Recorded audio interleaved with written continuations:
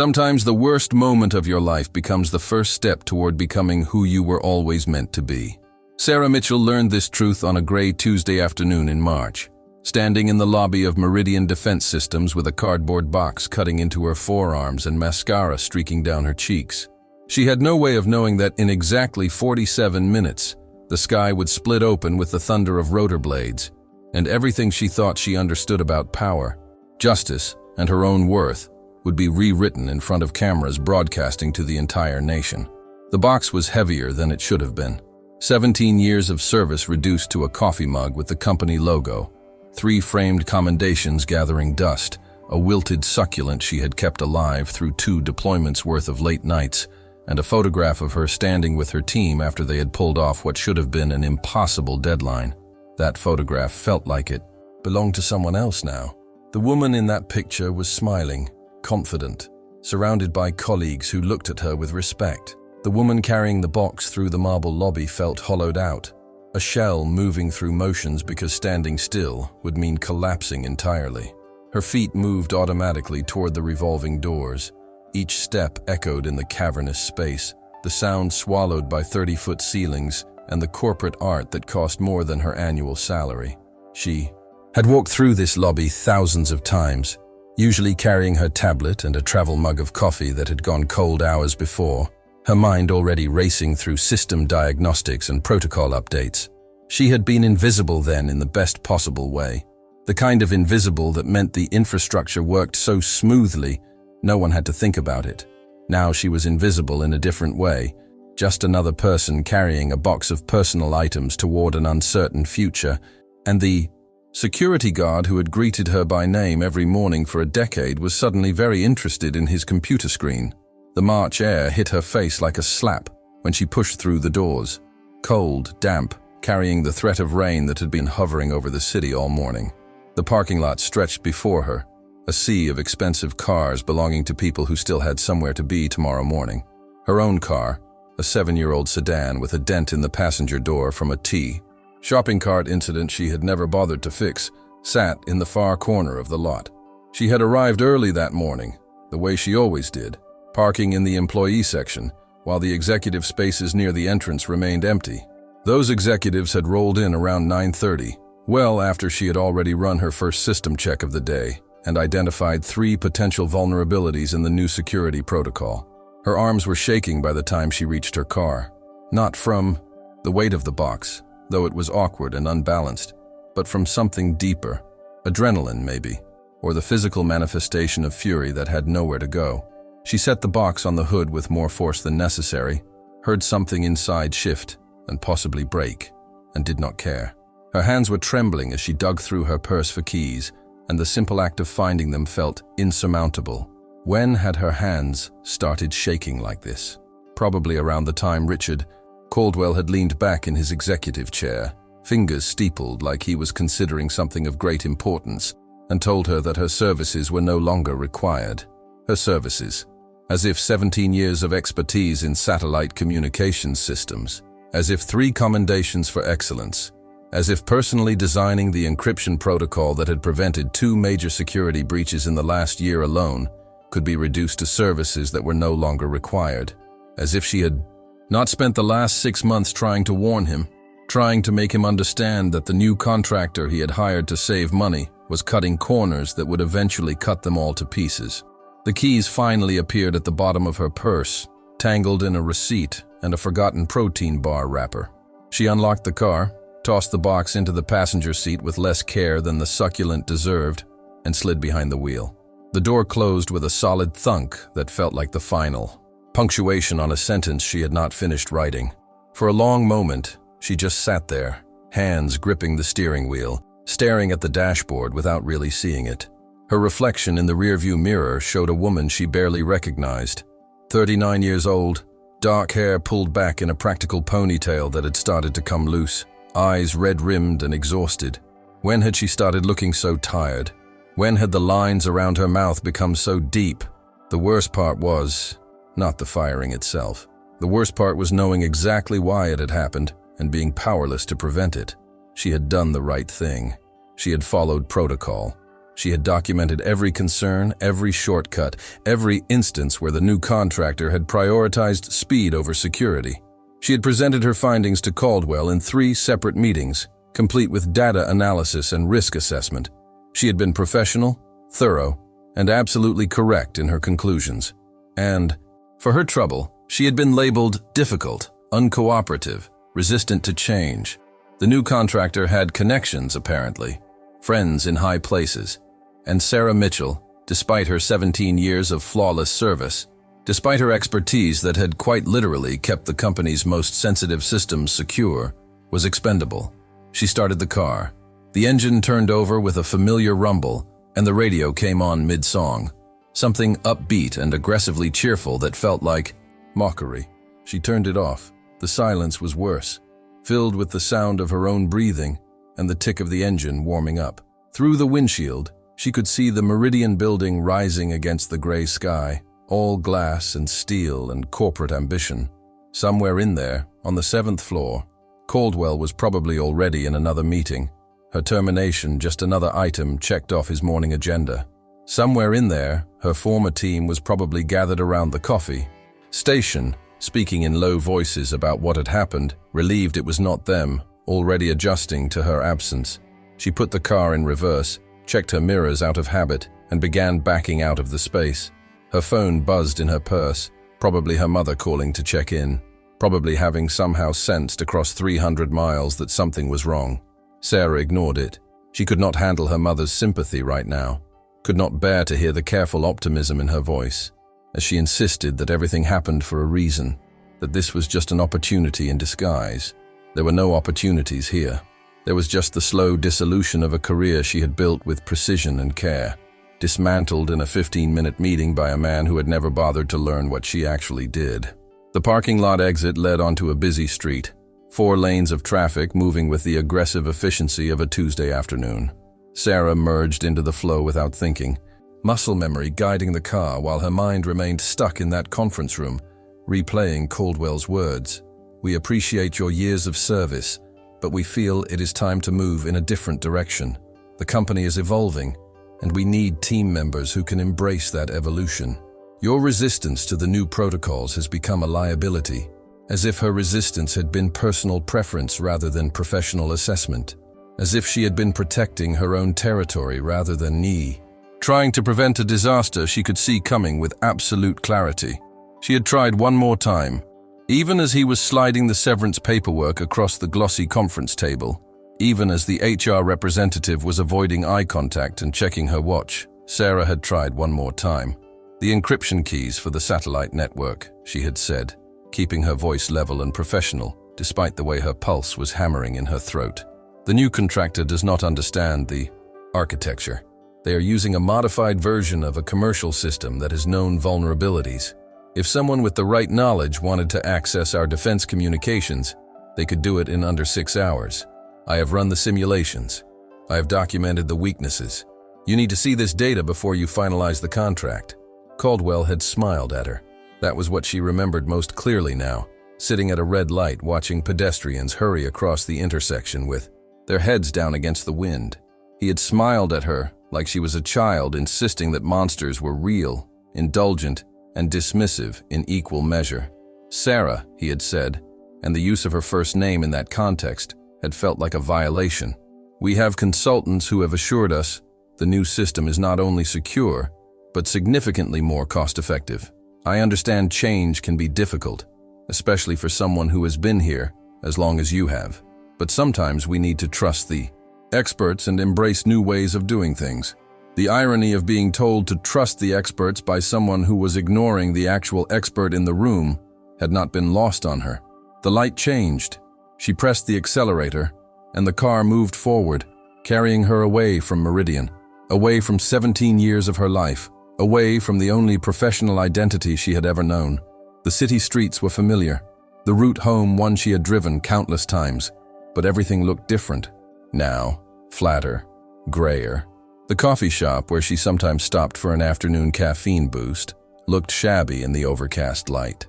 The park where she occasionally ate lunch when the weather was nice looked abandoned, the playground equipment dripping with moisture from the morning's drizzle. Everything felt like a stage set after the play had ended, the props still in place, but the meaning drained away. Her phone buzzed again. This time she pulled it out at the next red light, glanced at the screen. Not her mother. A text from Jennifer Kim, one of her team members. Actually, former team member now. The message was brief. "I can't believe they did this. You were right about everything. I'm so sorry." Sarah stared at the words until the car behind her honked, the light having changed while she was reading. She dropped the phone back into her purse and drove, Jennifer's apology echoing in her mind. You were right about everything. The vindication felt hollow. Being right was worthless when no one with power was listening. The apartment complex where she had lived for the past 5 years appeared ahead on the right, a bland collection of 3-story buildings arranged around a central courtyard that the property management company optimistically called a garden. Sarah pulled into her assigned spot, cut the engine, and sat in the sudden silence.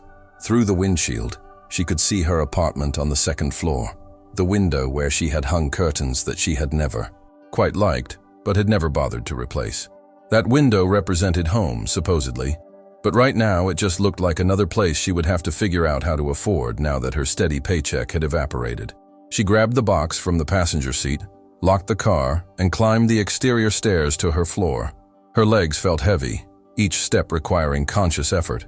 The key stuck in the lock the way it always did, requiring just the right amount of pressure and a slight jiggle before the mechanism would cooperate. Inside, the apartment was exactly as she had left it that morning at 6:15, which felt like years ago now. Coffee mug in the sink, laptop bag by the door, though she would not be needing that tomorrow. Jacket draped over the back of the couch because she had been running late and had not taken the time to hang it properly. Sarah set the box on the kitchen counter and stared at it. The succulent had tipped over during the drive, soil spilling. Across the company mug and the framed commendations. She should clean it up. She should do something productive, start updating her resume, reach out to contacts, begin the process of rebuilding. Instead, she walked to the couch and sat down, still wearing her jacket, still wearing her shoes, and let the weight of the day press down on her shoulders like a physical thing. The silence in the apartment was absolute. No hum of computers, no distant sound of colleagues discussing problems, no purposeful activity. Just silence and the faint drip of the kitchen faucet that she had been meaning to fix for 3 months. Sarah leaned her head back against the couch and closed her eyes. Behind her eyelids, she could see Caldwell's face, that dismissive smile. She could see the HR representative's careful neutrality. She could see Jennifer's text message with its useless apology. She could see the satellite communications network as she had designed it, elegant and secure. And she could see the vulnerabilities in the new system like cracks in a dam, invisible to everyone except those who knew where to look. Her phone buzzed again. This time she pulled it out with the intention of turning it off entirely, but the caller ID stopped her. Unknown number. She almost declined it out of reflex, but something made her answer. Maybe curiosity. Maybe the desperate hope that this was someone calling with a job offer, though that was absurd. Word could not have spread that quickly. Sarah Mitchell. The voice on the other end was male, professional, with an edge of urgency that immediately set her nerves on alert. Yes, this is Sarah. Her own voice sounded strange to her ears, rougher than usual from the tears she had been holding back. Ms. Mitchell, this is Commander James Chen with the United States Navy. I need to know your current location. Are you at home? Sarah sat up straight, her exhaustion momentarily forgotten in the face of complete confusion. I'm sorry, who is this? Commander James Chen, United States Navy, assigned to Cybercom. Ms. Mitchell, I need you to listen very carefully. There is a situation developing that requires your immediate expertise. Are you currently at your residence? Yes, but I don't understand. What situation? How did you get this number? We will explain everything when we arrive. Stay where you are. Do not leave your apartment. Do not speak to anyone about this call. We will be there in approximately 38 minutes. Wait, what? Who is we? I don't... But the line had already gone dead. Sarah stared at her phone, her mind trying to process what had just happened. The Navy? Cybercom? That was the military's Cyber Command Division. She knew that much from her work with defense contractors. But why would they be calling her? Why would they need to know her location? And what situation required her immediate expertise when she had been fired less than 2 hours ago? She stood up, paced to the window, looked out at the parking lot. Everything appeared normal. A few residents coming and going, someone walking a dog, the maintenance guy working on a clogged drain in the courtyard. No military vehicles, no men in uniform. Just an ordinary Tuesday afternoon in an ordinary apartment complex. Had that call been real? It had felt real. The commander's voice had carried the kind of authority that was difficult to fake, but it made no sense. None of it made any sense. Sarah's hands were shaking again as she pulled up her phone's call history, confirming that yes, she had just received a call from an unknown number. Yes, it had lasted 43 seconds. She considered calling back, but what would she say? And what if this was some kind of scam? But what kind of scam involved claiming to be from Cybercom and telling someone to stay in their apartment? Scammers wanted money, personal information, access to bank accounts. This caller had not asked for any of that. He had only wanted to know her location and had told her to wait 38 minutes. She looked at the time on her phone. That meant they would arrive at approximately 3:42, if they arrived at all, if this was real. Sarah paced back to the couch, sat down, stood up again. The apartment suddenly felt too small, the walls pressing in. She went to the kitchen, filled a glass with water, drank it without tasting it. The box from Meridian sat on the counter, mocking her with its evidence of failure. She should be figuring out her next steps, not waiting for a mysterious military call that was probably a hoax or a wrong number or some kind of elaborate confusion. But she waited anyway, because what else was she going to do? And because something in Commander Chen's voice had been undeniably real, undeniably urgent. So she waited, watching the minutes tick by on her phone, her mind spinning through possibilities and coming up empty. At 3:35, she heard it, a sound that did not belong in the oase. Ambient noise of an ordinary apartment complex. A deep, rhythmic thumping that seemed to come from everywhere at once, growing louder with each passing second. Sarah went to the window, looked up at the sky, and felt her breath catch in her throat. 2 helicopters were approaching from the east, flying low, their silhouettes unmistakable, even against the gray clouds. Apache attack helicopters, the kind you saw in news footage from war zones, not suburban apartment complexes in the middle of a Tuesday afternoon. They were coming straight toward her building, the rotor wash beginning to whip the trees in the courtyard, sending loose papers and leaves swirling through the air. People were emerging from their apartments now, drawn by the noise, pointing at the sky with expressions of confusion and alarm. The maintenance guy had dropped his tools and was backing away from the courtyard. The woman walking her dog had picked up the animal and was hurrying toward her apartment. And the helicopters kept coming. Lower now, the sound of their engines drowning out everything else, vibrating in Sarah's chest like a second heartbeat. They were not landing. The courtyard was too small, too cluttered with landscaping and playground equipment, but they were hovering, incredibly close. Close enough that Sarah could see the pilots behind their visors, could see the weapons mounted on the sides, could feel the entire building shaking from the force of the rotor wash. Her windows rattled, in their frames. The curtains she had never liked were being sucked against the glass by the changing air pressure. And then she saw the ropes dropping from the side doors, saw figures in tactical gear beginning to fast rope down, 8 of them, moving with the practiced efficiency of special operations forces. They hit the ground in the courtyard and immediately formed a perimeter, weapons at the ready, scanning the area with the kind of intensity that suggested they were expecting trouble. The helicopters began to climb, pulling away but not leaving entirely, circling overhead like enormous predatory birds. The soldiers, Sarah could see them clearly now, were wearing full combat gear, helmets, body armor, the kind of equipment you deployed in hostile territory, and they were here, in her apartment complex, because of a phone call about her. Someone was approaching the building entrance, 3 soldiers moving as a unit, while the others maintained their perimeter. Sarah's doorbell rang, an absurdly normal sound in the middle of whatever was happening. She stood frozen for a moment, her mind unable to reconcile the mundane action of answering her door with the military operation unfolding outside. The doorbell rang again, more insistent this time, and she finally moved. crossing the apartment on legs that felt disconnected from her body. She opened the door to find a soldier standing there, his face partially obscured by tactical gear, but his eyes were visible and surprisingly calm. Behind him, 2 more soldiers flanked the doorway, their weapons held in a ready position but not actively threatening. The man at her door reached up and removed his helmet, revealing a face that was younger than she expected, maybe early 30s, with short dark hair and the kind of weathered complexion that came from spending time in harsh climates. "Ms. Sarah Mitchell?" His voice was the same one from the phone call. "Commander Chen." "Yes." Her voice came out as barely more than a whisper. She cleared her throat. Tried again. "Yes, I'm Sarah Mitchell.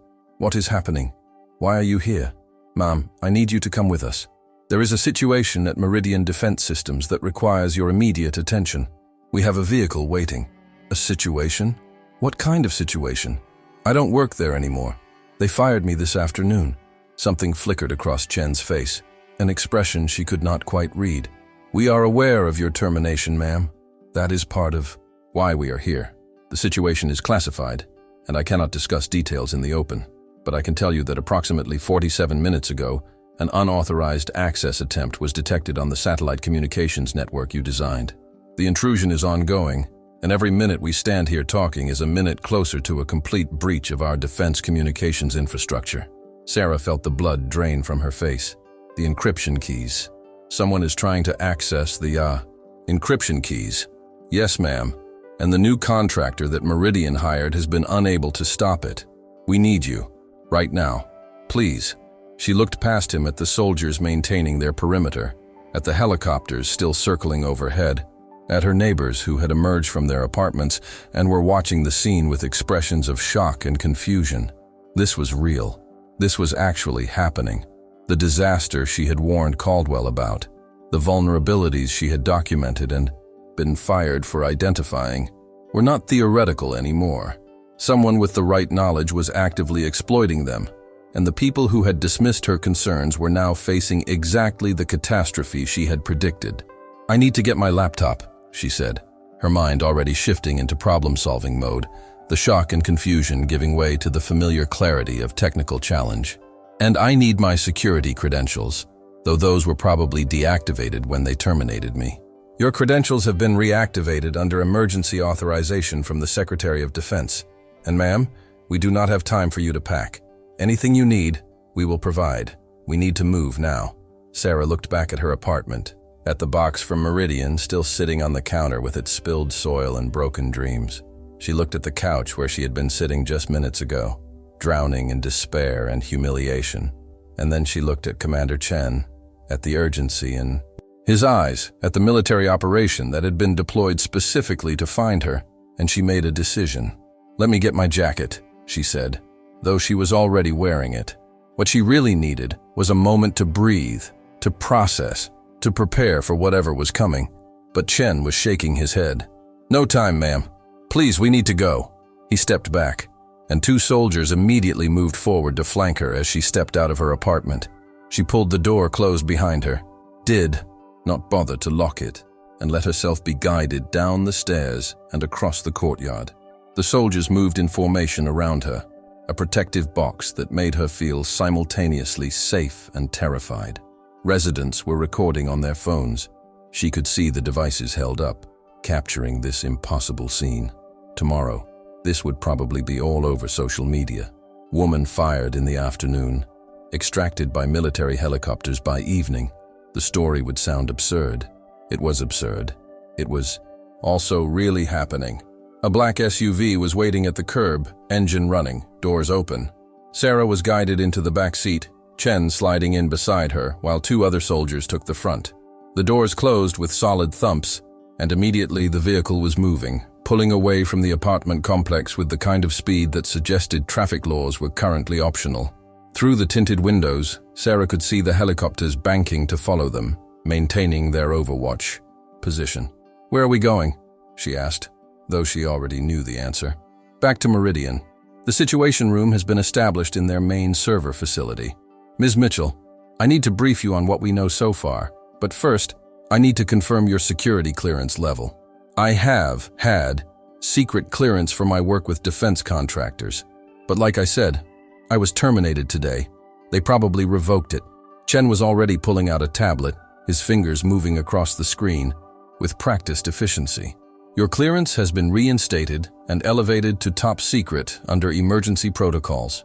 What I am about to tell you is classified at the highest levels.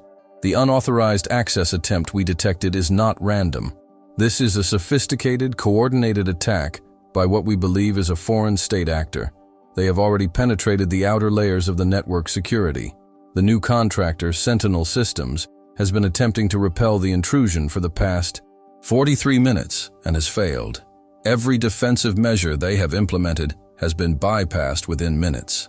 Sarah's mind was racing, already seeing the architecture of the system in her mind's eye, the elegant security protocols she had designed, and the modifications Sentinel had made. They changed the authentication sequences. I saw the preliminary plans before I was terminated. They replaced the multi-layer verification with a single-point system because it was faster and cheaper. That is the vulnerability. The attackers are not trying to break through multiple layers. They are focusing all their resources on compromising that single authentication point. Can you stop them? I do not know. It depends on how deep they have gotten, what access they have already gained, and whether Sentinel's modifications have created additional vulnerabilities I am not aware of. But Commander, I need you to understand something. The system I designed had redundancies and fail-safes, specifically to prevent this kind of attack. If they had listened to me, if they had not fired me for warning them, we would not be in this situation. I know. We reviewed your reports, your documentation, everything you submitted to Richard Caldwell. You were absolutely correct in your assessment. And for what it is worth, Ms. Mitchell, there are going to be serious consequences for the people who ignored your warnings. But right now, we need you to focus on stopping this breach. Can you do that? Sarah looked out the window. They were approaching downtown now, the Meridian building visible ahead, its glass facade reflecting the gray sky. Somewhere in that building, Richard Caldwell was probably in a panic, watching his cost-saving decision turn into a national security crisis. Somewhere in that building, the new contractor was failing to protect a system they had insisted they understood. And somewhere in the digital architecture she had created, an adversary was systematically dismantling defenses that should have been impenetrable. Yes, she said, her voice steady now, the shock and confusion burned away by purpose. Yes, I can stop them, but I am going to need direct access to the core systems, full administrative privileges, and everyone else out of my way. The people who created this mess need to step back and let me fix it. Chen was already typing on his tablet. Done. Secretary of Defense has authorized you as primary incident commander for this situation. You will have complete authority over all technical decisions. Sentinel Systems and Meridian personnel will operate under your direction. Is there anything else you need? Coffee. Very strong coffee. And someone needs to pull the complete activity logs for the last 6 hours. I need to see exactly what Sentinel changed and what the attackers have already accessed. The SUV pulled into the Meridian parking lot, but instead of heading to the main entrance, they drove around to the back of the building where a service entrance was guarded by more soldiers. The helicopters were landing now in the parking lot, drawing more attention, more phone cameras. This was not a covert operation. This was a public, unmistakable demonstration of military intervention. And as the SUV stopped and the doors opened, as Sarah stepped out onto the same pavement she had walked across in tears just hours before, she understood why they had made it so visible. This was not just about stopping the attack. This was about making a statement, about showing Richard Caldwell and everyone else who had dismissed her warnings exactly how serious this situation was, about validating her expertise in the most dramatic way possible. The military did not deploy Apache helicopters and special operations forces for minor incidents. They did it when the stakes were existential, and by deploying them specifically to retrieve her, they were sending a message about whose expertise actually mattered. Chen led her through the service entrance, past security guards who looked stunned and confused, down a corridor she had walked countless times toward the server facility that housed the core systems. As they approached, she could hear raised voices, someone shouting about protocols and authorization. The door opened, and she found herself in the situation room that had been hastily assembled, with multiple screens showing system diagnostics, network traffic, and what looked like a live feed of the intrusion attempt. Richard Caldwell was there, his face red and sweating, arguing with a man in an expensive suit who Sarah recognized as Marcus Webb, the CEO of Sentinel Systems. They both turned when she entered, and the expressions on their faces were worth every moment of humiliation she had endured that afternoon. Caldwell looked like he had seen a ghost. Webb looked like he wanted to be anywhere else on Earth. "What is she doing here?" Caldwell demanded, his voice shrill with stress and anger. "She was terminated. She does not have authorization to be in this facility." Commander Chen stepped forward, and his voice carried the kind of authority that made Caldwell take an involuntary step backward. "Ms. Mitchell is here under direct orders from the Secretary of Defense. She has been designated primary incident commander for this situation. You will provide her with full access and cooperation, or you will be removed from this facility. Are we clear? This is outrageous. We have our own people handling this. Sentinel Systems is perfectly capable of—" "Sentinel Systems has failed," Chen cut him off. "You have been unable to stop this intrusion, and every minute you waste arguing is a minute closer to a complete compromise of our defense communications network. Now step aside and let Ms. Mitchell do her job." Sarah did not wait for Caldwell's response. She was already moving toward the main terminal, her eyes scanning the screens, her mind processing the data with the speed and precision that came from 17 years of intimate knowledge of this system. She could see the intrusion pathway immediately, could see where the attackers had exploited the exact vulnerability she had warned about. They were good, whoever they were, professional, methodical, adapting their approach as they encountered resistance, but they were working with incomplete information, making assumptions based on the modified system architecture rather than her original design. "Pull up the authentication logs," she said, not looking away from the screens. "I need to see every access attempt for the last hour." One of the Sentinel technicians hesitated, looking at Webb for confirmation. Sarah turned to face him, and her voice was cold, precise, carrying 17 years of suppressed frustration. "I am not asking permission.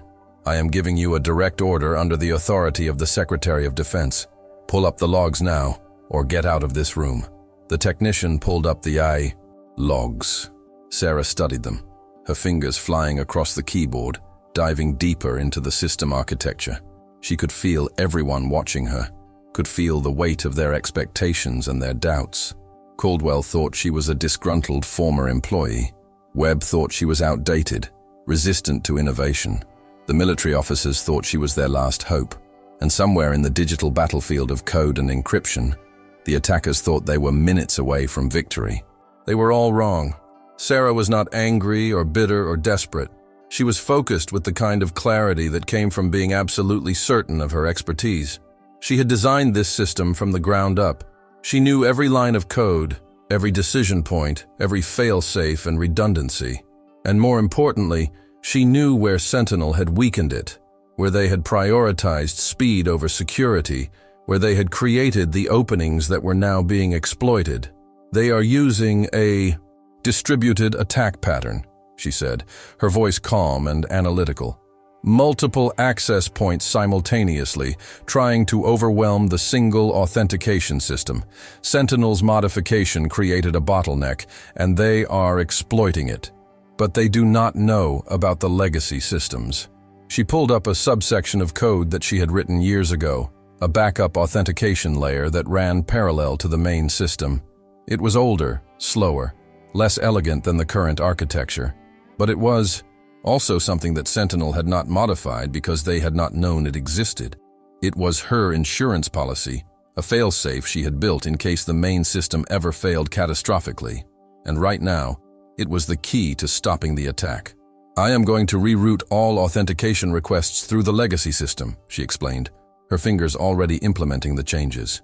"It will slow down legitimate access, but it will also force the attackers through a layer of security they are not expecting. And once they are in the legacy system, I can isolate them, trace their origin, and lock them out permanently." "How long will this take?" Chen asked. "If it works, about 8 minutes. If it does not work, we will need to shut down the entire network and rebuild from backup systems, which would take days and leave us completely vulnerable during that time. And if you do nothing, they will have full access to our defense satellite communications in approximately 12. Minutes. At that point, they can intercept, redirect, or shut down any military communication that uses this network, which is most of them. Chen nodded. Do it. Sarah's fingers moved across the keyboard with the fluid precision of a concert pianist, each keystroke deliberate and exact. She was not thinking anymore, not in the conscious sense. She was operating on instinct and expertise, on 17 years of intimate knowledge of this system and its architecture. Around her, the room had gone silent. Even Caldwell had stopped objecting, watching the screens with an expression of growing horror as he began to understand exactly how close they were to catastrophe. The rerouting took 4 minutes to implement. Sarah worked without pause, without hesitation, building the trap that would catch the attackers. She could see their attempts to adapt, could see them probing the new authentication layer, trying to understand what had changed. They were good, but they were not good enough. They did not know this system the way she did. They did not know about the legacy architecture, about the decision points she had embedded years ago that were now becoming the tools of their defeat. Authentication reroute complete, she announced. Initiating trace protocols. They are still trying to access, but they are now contained within the legacy system. I am isolating their entry points now. More keystrokes, more lines of code flashing across the screens. She could feel the attackers. Frustration as their carefully planned intrusion ran into unexpected resistance. They were trying to back out now, trying to retreat before they could be identified. But Sarah was faster. She had been preparing for this moment, in a sense, for years. Every security protocol she had designed, every fail-safe she had built, had been created with the understanding that eventually, someone would try exactly this kind of attack. Trace complete, she said. I have their origin points. Looks like the Yao. Attack was coordinated through servers in 3 different countries, but the primary command node is traceable. Sending the data to Cybercom now. Chen was already on his phone, relaying the information. Sarah continued working, systematically closing the vulnerabilities that the attackers had exploited, reinforcing the security layers, rebuilding the defenses that Sentinel had weakened. It took another 20 minutes of concentrated effort, but when she finally leaned back from the keyboard, the system was secure. The attack had been stopped, the damage had been contained, and the defense communications network that protected the country's military operations was safe. The room remained silent for a long moment. Then Chen spoke, his voice carrying a note of profound respect. Ms. Mitchell, on behalf of the United States military and the Department of Defense, thank you. You just prevented what could have been a catastrophic breach of national security. Sarah nodded. Suddenly, exhausted, the adrenaline that had been sustaining her beginning to fade. She turned to face Caldwell, who was standing against the wall looking like a man who had just watched his entire world collapse. Their eyes met, and she saw him understand finally what he had done, what he had almost cost the country, what his arrogance and his dismissal of her expertise had nearly enabled.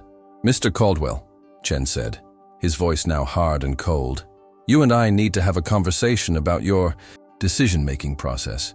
Specifically, your decision to ignore Ms. Mitchell's warnings and to terminate her employment when she attempted to alert you to these vulnerabilities.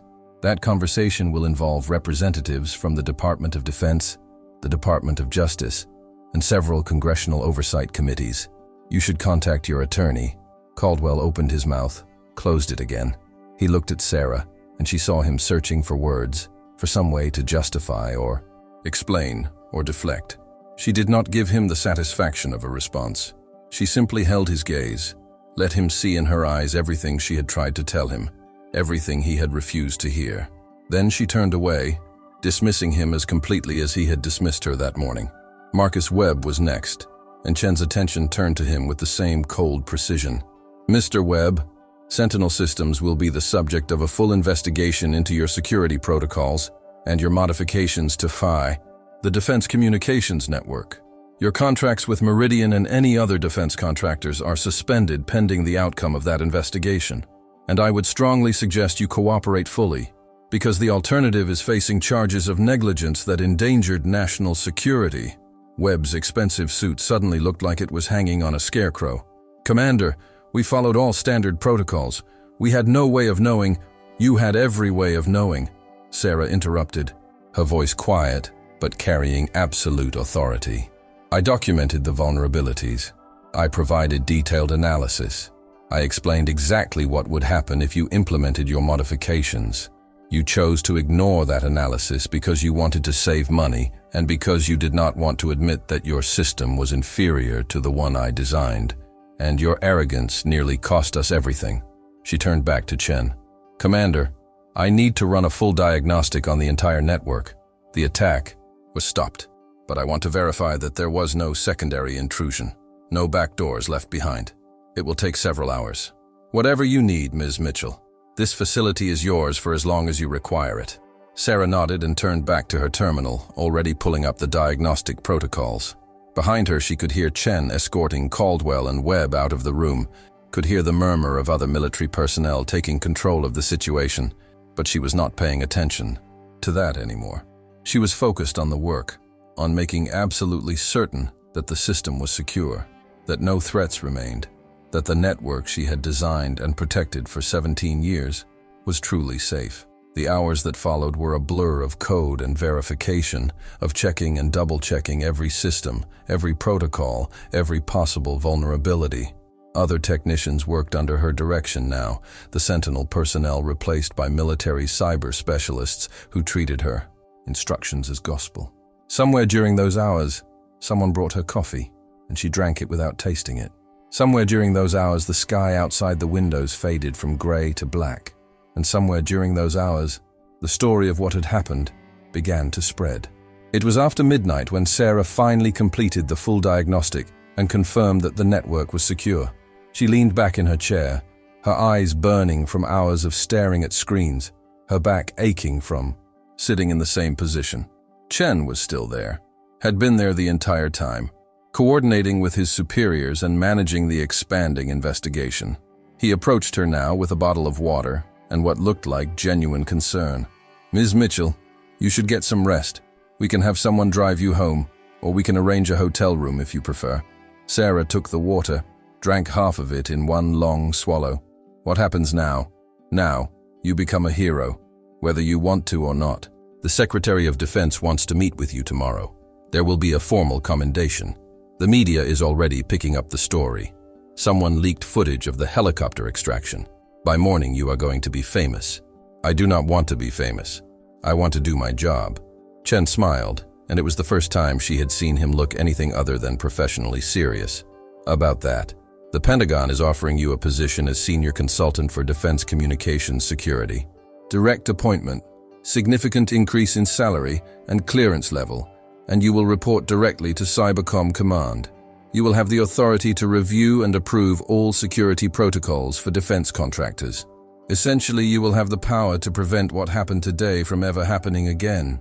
Sarah looked at him, processing this information. And Meridian? Meridian Defense Systems is going to face significant consequences. Their contract with the Department of Defense is under review. Caldwell has already been removed as CEO pending the investigation. The board is scrambling to distance themselves from his decisions, and they have formally requested that you consider returning to the company in a senior executive role, with complete authority over all security operations. I would rather eat glass. Chen laughed, a genuine sound that seemed to surprise him as much as it surprised her. I thought you might say that. The Pentagon position is better anyway. You will have real power, real authority to make changes across the entire defense contractor ecosystem. You can make sure that what happened to you, being ignored and dismissed when you were trying to protect national security, never happens to anyone else. Sarah stood up, her legs stiff from sitting so long. She walked to the window, looked out at the city lights spreading below. Somewhere out there, her apartment waited with its spilled soil and abandoned coffee mug. Somewhere out there, people were sleeping peacefully, unaware of how close they had come to a catastrophic security breach. And somewhere out there, Richard Caldwell was probably lying awake, contemplating the complete destruction of his career and reputation. She should feel satisfaction. She should feel vindicated. And she did, in a way. But mostly what she felt was tired and determined and grimly aware that this was just the beginning. The attack had been stopped, but the vulnerabilities that had enabled it were systemic. The attitudes that had led to her termination were not unique to Caldwell or Meridian. Across the defense industry, across corporate America, there were people like her, experts whose warnings were dismissed, whose expertise was undervalued, who were punished for doing the right thing. "I will take the Pentagon position," she said, still looking out at the city. "But I have conditions. I want complete authority to review and audit any defense contractor security system. I want the power to revoke contracts if those systems do not meet standards. And I want protection for whistleblowers, for people who identify security vulnerabilities and are retaliated against for speaking up. I think those terms can be arranged. The secretary is very motivated to prevent another incident like this one." Sarah turned back to face him. "Good. Because this was not just a technical failure, Commander. This was a failure of leadership, of institutional culture, of the entire system that values cost savings over security and punishes people for telling uncomfortable truths. If we are going to fix it, we need to do more than patch the software. We need to change the culture." "Agreed. And I think you are exactly the right person to lead that change." 3 weeks later, Sarah Mitchell stood in the Pentagon briefing room, facing a panel of senior military officials and Congressional Oversight Committee members. She was wearing a new suit, professional and expensive, purchased with an advance on her new salary. Her presentation was displayed on the screens behind her, a comprehensive analysis of security vulnerabilities across the defense contractor ecosystem and her recommendations for systemic reform. Richard Caldwell was not there. He was facing federal charges for negligence and obstruction of justice, his career in ruins, his reputation destroyed. Marcus Webb was not there either.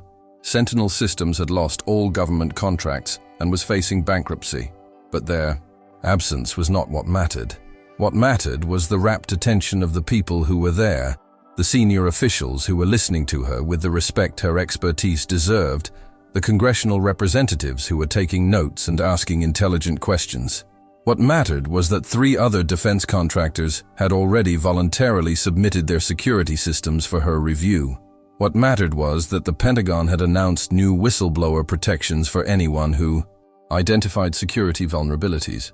What mattered was that the story of her firing and dramatic extraction had become a case study in leadership failure, taught at military academies and business schools, as an example of what happens when expertise is dismissed. And what mattered most was that when she walked through the Pentagon corridors now, people nodded to her with recognition and respect.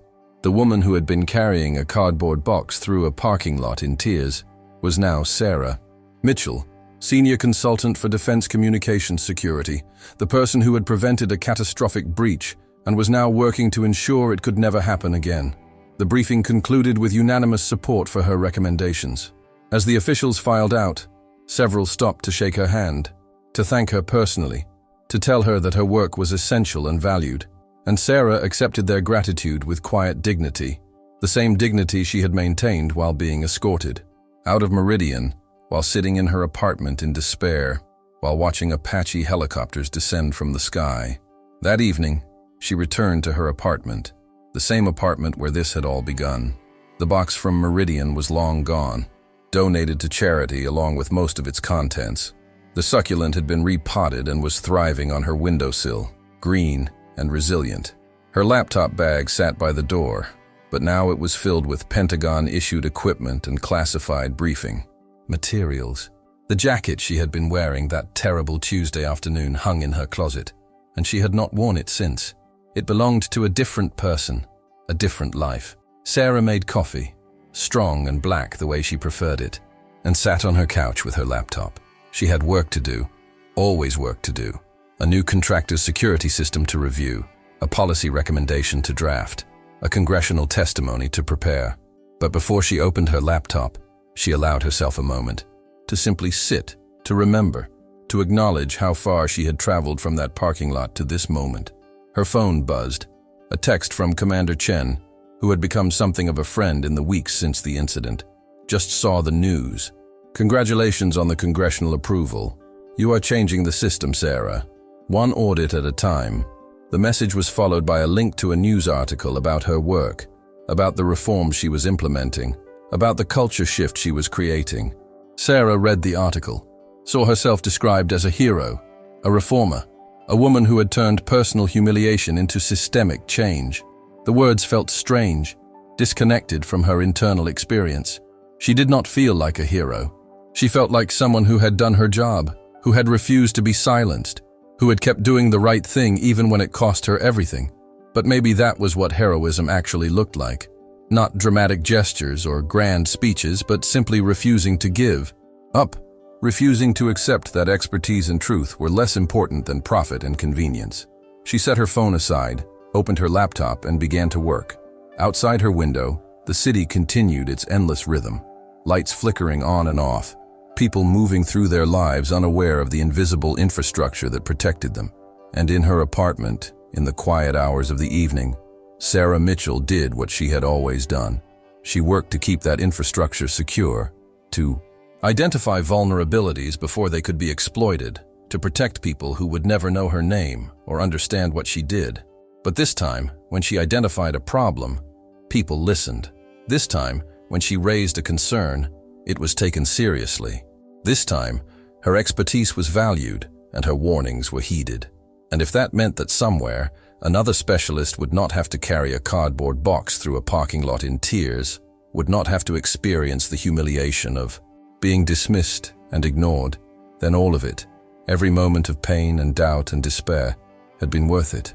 The work continued, the reforms progressed, and Sarah Mitchell, who had been invisible for 17 years, who had been discarded like she was disposable, who had been extracted from her apartment by military helicopters because she was the only person who could prevent a national security catastrophe, continued to do what she had always done. She protected the systems. She identified the vulnerabilities. She told the truth, even when it was uncomfortable. And now finally people were listening.